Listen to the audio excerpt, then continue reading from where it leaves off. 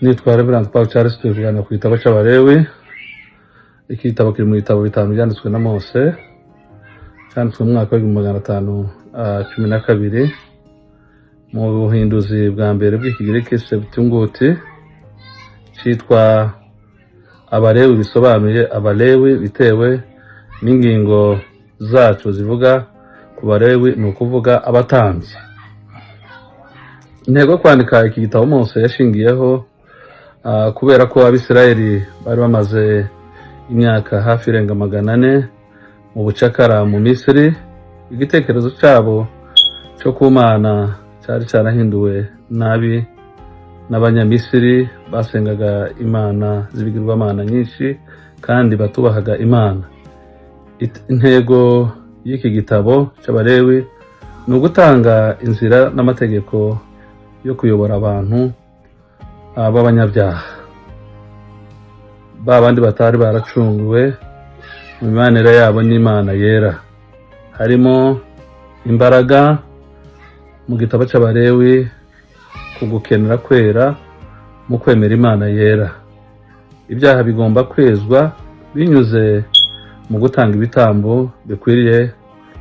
Urebye mu gitabo cy'Abalewi igice cya 8 ukageza ku gice hafi cya 10, izindi ngingo zivugwa muri iki gitabo ni imirire, ibiribwa bisukuye n'ibidasukuye, kubyara n'indwara zigenzurwa neza.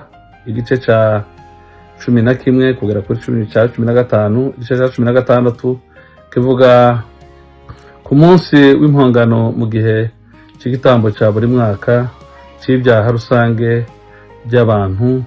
Byongeye kandi ubwoko bw'Imana bugomba kwitonda mu mibereho yabo bwite ya buri munsi, mu by'umuco no mu mibanire yabo, bitandukanye n'imigenzo y'abapagani bari babakikije b'Abanyamisiri. Igice cya 17 kugeza kuri 22.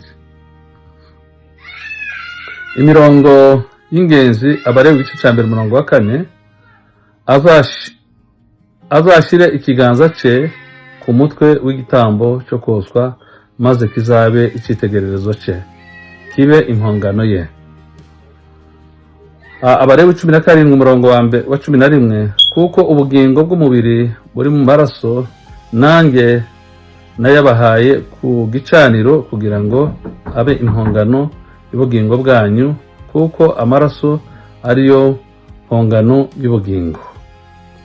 Abalewi igice cya 19 umurongo wa 18, ntukihore, ntukagirire inzika abana b'ubwoko bwawe, ahubwo ukunde mugenzi wawe uko wikunda, ndi Uwiteka. Igitabo cy'Abalewi gihishura ukwera kw'Imana, kivuga imbaraga z'Imana n'umuhamagaro wayo ku bwoko bwayo wo kubaho mu butungane.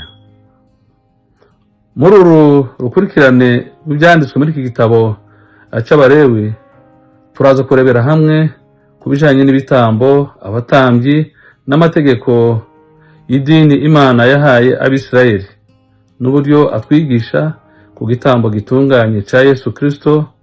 Tekereza natwe uburyo Abalewi batwereka uburyo bwo kuramya, kubaho ubuzima bwera no kwegera Imana kubwo buntu bwayo.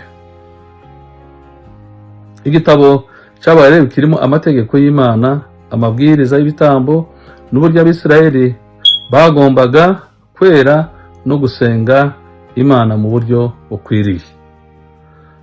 Abahamya b'Imana cyangwa se abakristo muri iki gihe ntibagengwa n'amategeko Imana yatanze binyuze muri Mose, ariko icyo twitaho uyu munsi gikomeye, nubwo aya amategeko Imana yahaye Mose ku musozi wa Sinayi, ibitabo byose byo mu ijambo ry'Imana nk'uko twabivuze no mu zindi nyigisho zacu zigenda zuzuzanya, ariko cyane cyane twebwe muri iki gihe dufite umugisha kuko urupfu rwa Yesu Kristo rwakuyeho ayo mategeko. Abaroma igice cya 6 umurongo wa 14, Abefeso igice cya 2 umurongo wa 11 kugeza 16. Ariko ingingo zo mu Balewi zishobora kutwungura no kutwigisha byinshi ku birebana no gusenga Imana yacu, kuko Imana ni Imana nyamana yahozeho na n'ubu iracyariho. Ingingo z'ingenzi ziri mu Balewi amategeko y'ibitambo bitwikwa n'amaturo, inshingano n'imirimo y'abaherezabitambo aribo Balewi, amabwiriza ku bintu bisukuye n'ibihumanye, amategeko agenga ubuzima n'imyitwarire myiza, ibyerekeye umubano n'abandi n'ubutungane. Igitambo cy'Abalewi kizwi nk'igitambo cy'abatambyi. Izina ryavuye mu buhinduzi bw'isezerano rya kera ry'Ikigiriki. Abalewi batoranijwe n'Imana ngo babe abatambyi. Igitabo cy'Abalewi kirimo amategeko menshi bagombaga kumvira no gushyira mu bikorwa. Umurimo w'ubutambyi wari gukemura ibibazo bya buri munsi by'ubutungane bw'Abisirayeli bose, uburyo bwo gusenga Imana no kubaho mu butagatifu k'ubwoko bwatoranijwe n'Imana. Mu isezerano rya kera Imana yategetse gutanga amaturo n'ibitambo. Byafashe ishingiro ry'umubano w'isezerano ry'Imana yari ifitanye n'Abisirayeli. Amateraniro yera yabaga mu mwaka wose yahamagariraga Abisirayeli kuvugurura imico yabo no kumvira inshingano zabo k'ubwoko bwatoranijwe n'Imana.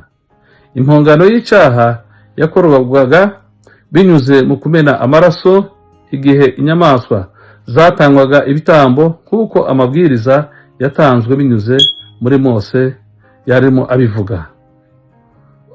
Gusobanura mu buryo burambuye amategeko yayoboraga Abisirayeli, abatambyi n'abantu mu mubano wabo n'Imana. Bene data, iki gitabo turakomeza twinjira mu kindi gice, ariko buri wese nuko mbere Abanyisirayeli batambaga ibitambo nk'uko bivugwa aha ngaha, nk'uko hari abatambyi, ariko ubu twebwe dufite Yesu Kristo, niwe wabaye igitambo kizima. Bya bibazo byacu byose dufite turabijana tukabyereka Yesu. Uyu munsi nusoma iki gitabo umenye yuko harimo yuko nubwo abantu batangaga igitambo cyo bagatanga byinshi, ariko twebwe igitambo cyacu cyarabonetse. Yesu yarapfuye arazuka n'ubu ariho. Nico gituma Imana yacu yagize neza kuduha umwana wayo w'ikinege ngo aze kudupfira ducungure. Turiho turi bazima kandi turera turatunganye. Reka Imana igufashe muri ijambo ry'Imana tujye komeza kwiga.